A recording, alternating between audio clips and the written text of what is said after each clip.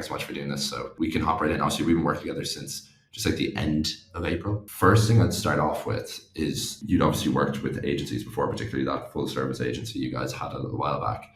So in light of certain experiences and like with your experiences brand building, were you skeptical in any capacity of like working with us, or like, in the beginning? I'm always skeptical of agencies, like any brand owner and anybody who's been on the buying side of it. It's just, there's always this very tough question of like, hey, are they going to pay for themselves? Because if not, then it doesn't matter if you get some improvement if you're not ultimately coming out ahead on the money side. And in our experience, had been like, it is quite difficult for any agency, email or otherwise, to pay for themselves. And it's not malice or even necessarily incompetence on their part. It's a tough business, especially if a business is established. If you're not doing anything that's like terribly, obviously, incredibly stupid and bad, it's not like you're going to be able to come in and easily make big waves. Some of that skepticism was relieved by, Johnny recommended you guys, and then that initial presentation you gave, I was like, oh, now I see the roadmap now, because it was so detailed. And I was like, this is much more than what we're currently doing. And it makes a lot of sense. It's key, I think, for brands to like get the audit, get the actual run through. Before as well, what I kind of noted as well was like the retention channel was actually quite strong. I thought flows were actually in a really good position.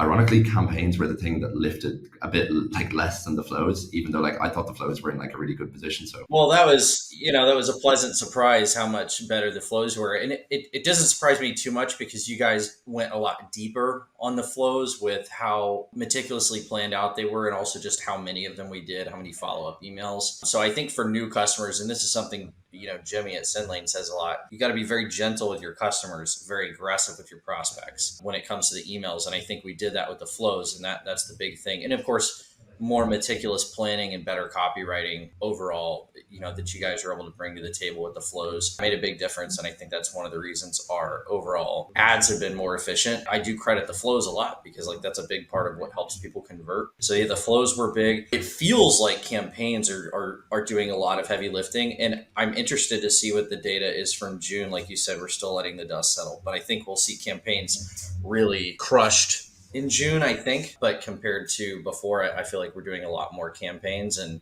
especially really kind of hit our stride 2 or 3 weeks ago. Magnus was saying he had figured out with a certain segmentation and a certain timing, we were starting to get some bigger hits there. So on those numbers, so we're up the list growth percentage, the campaign rev percentage, and flows rev up as well. What are we reading here? I believe it was campaign revenue was up 19%, flows revenue was up 52%, list growth up 15%.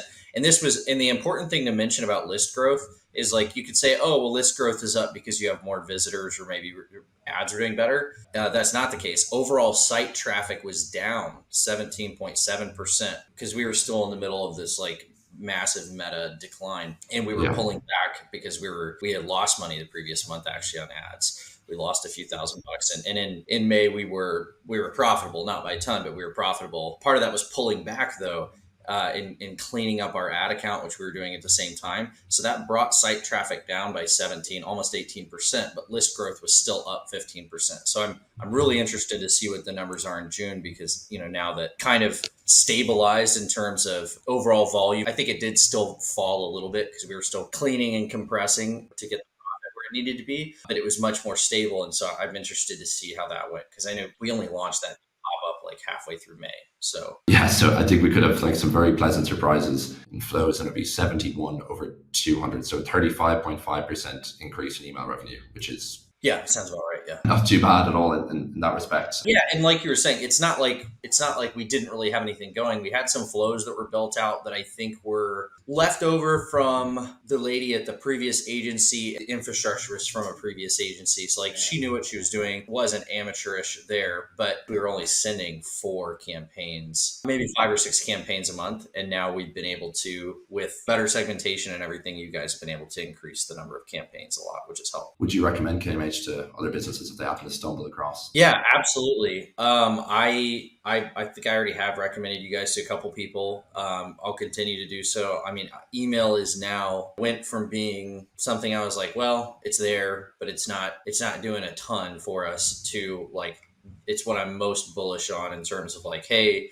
even if ads are not amazing, we're bringing in new customers at break even or some profit, even on a bad day. Like, we're at least above break even now on a bad day on new customer acquisition. But even if we're not making a ton of money on that, it's like, it's a little bit of a bummer, but I'm still excited because I know that like our LTV is growing because we're doing such a better job in the retention side of the business. I feel way more comfortable launching new products to those customers because I have your team there to manage those campaigns and everything. So I'm really excited about what we can do. I think that email, I think, is going to be a big part of how we build a more stable business for the future that's not going to see those wild swings that we had, last year. Email, CRO, all that stuff is a very long-term project. So I'm excited to see what we do the rest of this year and next year.